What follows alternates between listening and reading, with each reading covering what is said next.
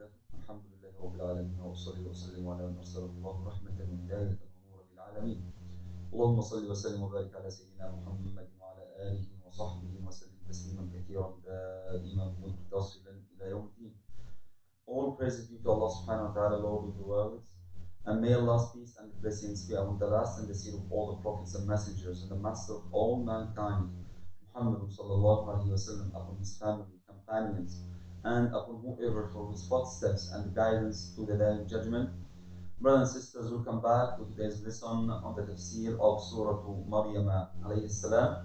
Inshallah, today we are going to highlight verse 59, the saying of Allah subhanahu wa ta'ala, فَخَلَفَ مِن بَعْدِهِمْ خَلْفٌ أَضَاعُوا الصَّلَاةَ وَاتَّبَعُوا الشَّهَوَاتِ فَسَوْفَ يَلْقَوْنَ غَيًّا فَخَلَفَ مِن بَعْدِهِمْ خَلْفٌ أَضَاعُوا الصَّلَاةَ وَاتَّبَعُوا الشَّهَوَاتِ فَسَوْفَ يَلْقَوْنَ غَيًّا.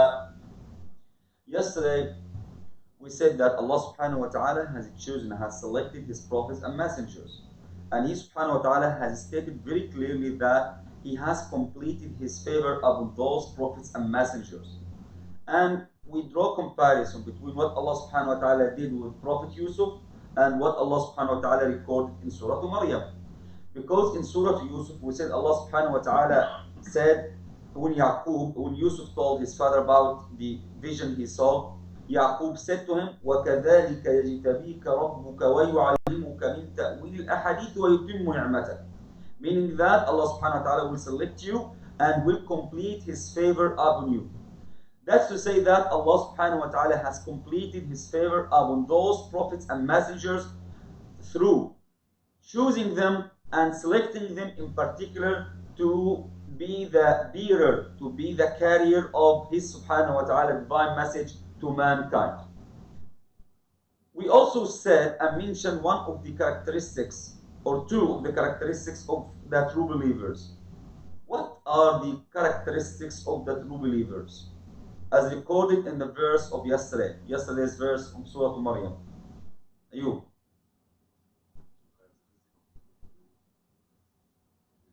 I think it didn't show up yesterday. Adam. Honesty. No, yeah, honesty is one of the characteristics, but I'm speaking about yesterday's verse. Yes. Excellent. Whenever the Quran is recited to them, a true believer, whenever he hears the Quran, whenever he hears the verse of the Quran being recited to him, he weeps. His heart is full of fear of Allah subhanahu wa ta'ala. This is in the Quran. Allah subhanahu wa ta'ala says, إِنَّمَا الْمُؤْمِنُونَ الَّذِينَ إِذَا ذُكِرَ اللَّهُ وَجِلَتْ قُلُوبُهُمْ وَإِذَا تُلِيَتْ عَلَيْهِمْ آيَاتُهُ زَادَتْهُمْ إِيمَانًا. And this was the action of the Prophet sallallahu alaihi wasallam and was the action of the companions. I told you yesterday, the Prophet sallallahu alaihi wasallam one day said to Abdullah ibn Mas'ud, "O Abdullah, read to me some part of the Quran." Abdullah was surprised, "O Messenger of Allah, shall I read to you? And you are the one upon whom the Quran was sent down?" He said, "Yes, I'd like to hear the Quran from other than me." So Abdullah recited the Quran to the Prophet sallallahu alaihi wasallam. He recited from Surah An-Nisa. He started from the very beginning of Surah An-Nisa until he reached the saying of Allah subhanahu wa ta'ala, فَكَيْفَ إِذَا جِئْنَا مِنْ كُلِّ أُمَّةٍ بِشَهِيدٍ وَجِئْنَا بِكَ عَلَى هَؤُلَاءِ شَهِيدًا. Ibn Mas'ud said at that verse, I found the Prophet sallallahu alayhi wa sallam weeping. His eyes sallallahu alayhi wa sallam were shedding tears. Why? Because of this is one of the true characteristics of the true believers. Whenever the Quran is recited, he weeps because he fears Allah subhanahu wa ta'ala. And this was the action of Abu Bakr as-Siddiq radiallahu anhu wa arda. Brothers and sisters, when the Prophet sallallahu alayhi wa sallam became sick in his last days, the Prophet sallallahu alayhi wa sallam said to Lady Aisha, Allah pleased with her, "O Aisha, say to Abu Bakr, order Abu Bakr to lead Muslims in prayers." Say to Abu Bakr to lead Muslims in prayers. Aisha replied and said, "O Messenger of Allah, Abu Bakr is a man with a soft heart. And whenever he recited the Quran, he weeps very heavily. He weeps very heavily, so that if he weeps in prayer, people wouldn't be able to understand his recitation. So this is also weeping while listening to the Quran, while reciting the Quran, was a characteristic for Abu Bakr as-Siddiq radiallahu anhu warḍah. And Abu Bakr is considered the best human being after the prophets and messengers of God. So one of the true characteristics of the true believers, brothers and sisters, is that whenever the Quran is recited, their hearts are full of fear, and their eyes are full of tears because they fear Allah subhanahu wa ta'ala. What is the second characteristic?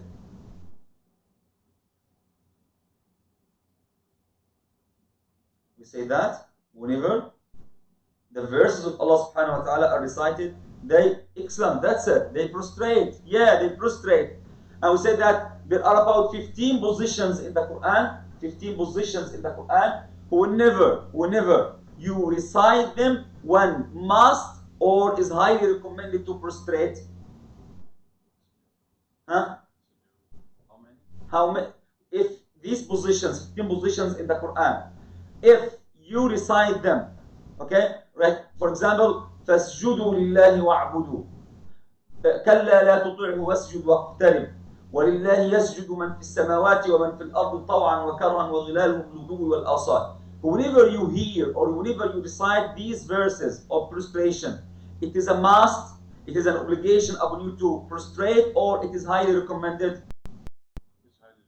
Highly recommended, yes, it is highly recommended. It isn't a must. It is not a must, and we talked yesterday about the evidence, which is the opinion or the report of Umar ibn Khattab, Allah please with him. This was just a pre-warming up for today's lesson, inshallah. Today Allah subhanahu wa ta'ala says, فَخَلَفَ مِن بَعْدِهِمْ خَلْفٌ أَضَاعُوا الصَّلَاةَ.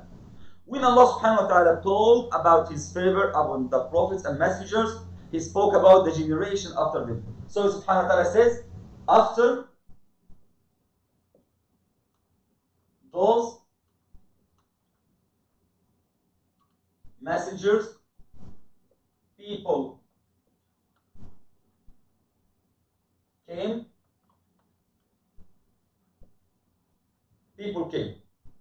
After the messengers and prophets of God. Okay, what is the problem? All the time there must be people. The problem of those people is that أضاعوا الصلاة. They did not offer prayer to Allah subhanahu wa ta'ala. Here is a very important point, which is that prayers. So the people of Nuh were ordered to pray. The people of Musa alayhi salam were ordered to pray. The people of Isa were ordered to pray. Yes. Yeah. This is very clear in that verse. Because Allah subhanahu wa ta'ala says, أَضَاعُوا الصَّلَاةِ. Allah subhanahu wa ta'ala is speaking about all the prophets and messengers. He subhanahu wa ta'ala says, after those prophets and messengers, people came, okay? But they were not keen on offering prayer. They did not offer prayer on time. أضاعوا الصلاة. This means that prayer was an obligation upon all the peoples, upon all mankind. Prayer was an obligation upon all mankind. The same is Siyam. The same is fasting. Allah subhanahu wa ta'ala says in the Quran, يَا أَيُّهَا الَّذِينَ آمَنُوا كُتِبَ عَلَيْكُمُ الصِّيَامُ كَمَا كُتِبَ عَلَى الَّذِينَ مِنْ قَبْلِكُمْ. So fasting was made an obligation upon you as it was an obligation upon those before you. So, Salah, people of previous people of Prophet Noah, people of Prophet Ibrahim, people of Prophet Musa, people of Prophet Isa, people of all the prophets and messengers of God were ordered to offer prayer to Allah subhanahu wa ta'ala. Yes, the essence of their prayer or the nature of their prayer might be different from ours, but they were still ordered to make prayer to Allah subhanahu wa ta'ala. And the same is for fasting. They were still ordered to make fasting, but the nature or the essence of their fasting might be different from ours. And they were ordered to make Hajj. Right or not? Right. Because Allah subhanahu wa ta'ala says in Surah Al-Hajj, He subhanahu wa ta'ala ordered the Prophet Ibrahim to say, وَأَذِّن فِي النَّاسِ بِالْحَجِّ. O Ibrahim, call upon people to come and make Hajj.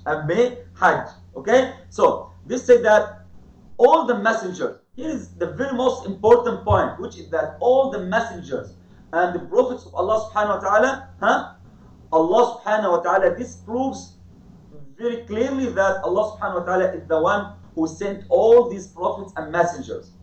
Allah is the one who sent all these prophets and messengers.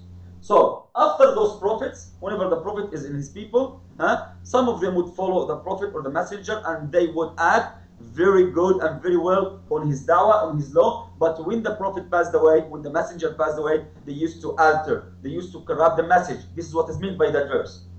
أضاعوا الصلاة. For us as Muslims, what is the meaning of أضاعوا الصلاة? Do you think that أضاعوا الصلاة, they didn't offer prayer at all, or just they delayed offering prayer? Sinali. Delayed. So this is the sin. Delayed. To delay offering prayer is a sin. That's why when Prophet Muhammad was asked, what is the best act of worship ever to Allah subhanahu wa ta'ala? What is the best act of worship ever to Allah subhanahu wa ta'ala? He says, to offer prayer on time. To offer prayer on time. So some people say, okay, now it is the time of Al-Asr. I will not offer Al-Asr right now. I will still until it will be shortly before Al-Maghrib, and I will offer both of them at the same time. That's totally prohibited. That's totally wrong. That's not correct. That's not right. Why? Because when scholars divide the times of prayer, they made it like that. Please pay attention at that point. For example, if we had the time of Asr to Maghrib, for example. We say, for example, we have 4 hours. So this is the first hour, this is the second hour, this is the third one, this is the fourth one. If the period between Asr, for example, and Maghrib is 4 hours. The first hour is called what? And the second hour is called what? And the third hour is called what? And this one is called what? This hour is called the hour of virtue. Meaning that whenever you offer prayer at that time or that hour, you would have more reward from Allah subhanahu wa ta'ala. You will have more reward from Allah subhanahu wa ta'ala. So that's the first one. When you hear the muazzin say, قَدْ قَامَتِ الصَّلَاةُ قَدْ قَامَتِ الصَّلَاةُ, and you offer your prayer, Allah subhanahu wa ta'ala will reward you most. But if you delay it to the second hour, this is called hour of permissibility. Hour of permissibility. Yes, you are still able, you are still allowed to make salah. But your reward will not be like the one who attended prayer in the first hour. Clear? Okay. What if he delayed it to the third hour? This is called detestable hour, disliked hour, makruha, not recommended. You are not recommended to delay salah of Al-Asr to the third hour, but you are still allowed to do it. But it is detestable for you to delay it like that. And when it is the fourth hour, it is called, according to some scholars, the time of prohibition or the hour of prohibition. What does this word prohibition mean? And in this context, it means that Allah subhanahu wa ta'ala, you have delayed that prayer to that time. Allah subhanahu wa ta'ala is detesting you, dislikes your action. Allah dislikes your action. Why? Because you will have the first hour, you will have the second hour, and you will have the third hour. So why did you delay your prayer to the fourth one? So Ibn Abbas, Allah bless him, said that أضاعوا الصلاة, wasting of prayer, means that they delay it. They didn't offer it on time. So once again, offering prayer on time is one of the best acts of worship to be offered to Allah subhanahu wa ta'ala. فَخَلَفَ مِنْ بَعْدِهِمْ خَلْفٌ أَضَاعُوا الصَّلَاةَ وَاتَّبَعُوا الشَّهَوَاتِ. follow their desires. Just as most of this is actually applies to most of us today. Our chief goal is just to meet our material needs. It's just to satisfy our lusts and our desires. We search for money, we search for so on, so on, so on, so. We want to have a good house, we want to have so much amount of money. Yes, all of this is required. All of this is required, okay? But at the same time, this shouldn't overweigh your relation with Allah subhanahu wa ta'ala. Your relationship with Allah subhanahu wa ta'ala should be stronger than any other relation. So, the Muslim or the believer loves in this worldly life while paying attention to the hereafter. The Muslim lives in this life of this world while paying attention, focusing on the hereafter. Because you know that the life of this world is a transitional one. And you should know that Al-Jannah, in the hadith of the Prophet sallallahu alaihi wasallam, Jannah is surrounded by hardships. This is the hadith of the Prophet sallallahu alaihi wasallam, and it is a sahih hadith. Jannah, paradise, even, is surrounded by hardships, and nar, or hellfire, is surrounded by desires. When you come to the masjid, when you wake up at 3 or 4 a.m. to come to the masjid, it is hard for you. When you make fasting to Allah subhanahu wa ta'ala, it is hard for you. When you go and make hajj or umrah, it is hard for you. You spend money and you make tawaf and you here and there, so it's hard to you. So this is the meaning of the hadith of the Prophet sallallahu alaihi wasallam. Jannah is surrounded by hardships. But if you sleep and if you continue sleeping until it is 7 a.m., it's very easy for a man. Everyone can do that. But you are the ones who can come to the masjid at 5 a.m. to offer prayer to Allah subhanahu wa ta'ala. Right or not? This is clear? So this is the meaning of the hadith of the Prophet sallallahu alaihi wasallam. Al-Jannah, huffat al-Jannah bil-makarih. Jannah is surrounded by hardships. When we ask, brother, give sadaqah to Allah subhanahu wa ta'ala. Sadaqah? I'm working day and night to collect that money, and you order me to give sadaqah. So giving sadaqah and giving out money is hardship to man. Is very difficult to one. It's very difficult to one. That's why Allah subhanahu wa ta'ala considers this life as a testing for man. As a testing for man. If you do, you will succeed in that test. If you don't do, you fail that test. You fail that test. وَاتَّبَعُوا الشَّهَوَاتِ فَسَوْفَ يَلْقَوْنَ غَيًّا. فَسَوْفَ يَلْقَوْنَ غَيًّا, meaning that Allah subhanahu wa ta'ala promises those people who delay offering prayer and who follow, who just wants to meet their material needs and requirements, who doesn't pay attention at all to the hereafter, Allah subhanahu wa ta'ala promises them with a degree in the hellfire called ghayya. Because as you know, hellfire is of several degrees, and the hypocrites will be in the lowest one. So the lessons to be deduced from that episode or from that lecture is that we must be keen on offering our prayers on time, according to the hadith of the Prophet sallallahu alaihi wasallam, who as-salatu ala waqtiha, offering prayer on due time, is the best act of worship ever. Whenever the Prophet sallallahu alaihi wasallam was in distress or was in hardship, he used to say to Bilal, "Arihna bis-salati ya Bilal," make salah Bilal, or just make us comfort through making adhan to the salah. So that's number one. Keep on offering prayer on time, and you should live in this world while your eyes in the hereafter. Because life of this world is just a transitional period, after which one will go to the barzakh life, and after the barzakh life, one will go to the permanent life. So, any questions? That praying in time is more important with us. With all the prayers.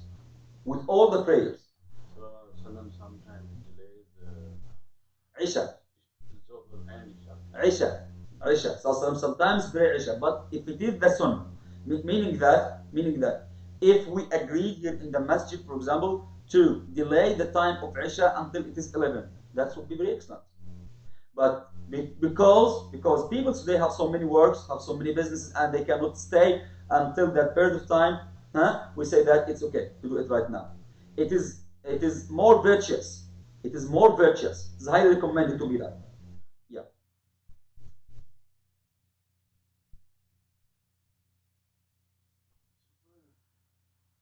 Yes. Go ahead, Adam.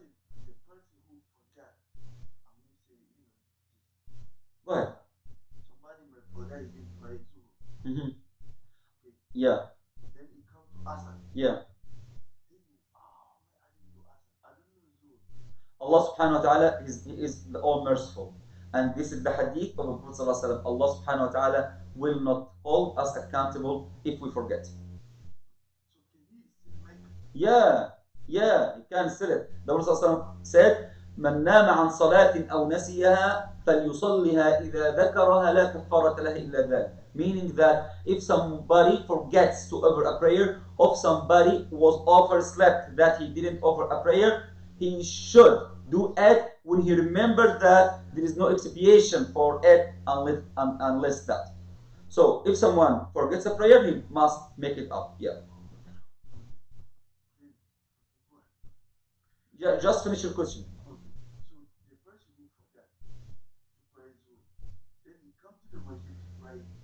Then it's Asr time. You can pray. I got your question. You can pray al-Dhuhr first of all, and then pray al-Asr. No problem.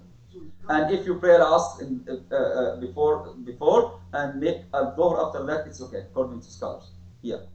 What I'm saying is, he come to the masjid and they already start praying Asr. Mm-hmm. You want to enter with them Salatul Asr with the intention of Dhuhr? Yes, is it possible? Yeah, according to some scholars, it is possible. But what is the point? What is the point of making that? If you make Al-Asr prayer in congregation, you will have the 27-degree reward. You will have the 27-degree reward. So there is no need, there is no point to enter with them Salatul Asr with the intention of Dhuhr. It is preferable for you to enter it as Al-Asr, the intention of Al-Asr, and after that make up for Al-Dhuhr. Yes. I thought like we're supposed to follow orders. Then. So that means in that case we can pray Asr and then pray Zuhr. Yeah, you can do that. Wouldn't that be like a reverse order? No, because it's actually the due time of the prayer is actually over. It's actually over. So it's a qada, making up. Yeah. Yeah, the two masjids, Haraman. What are the differences between all the hellfires? Between what?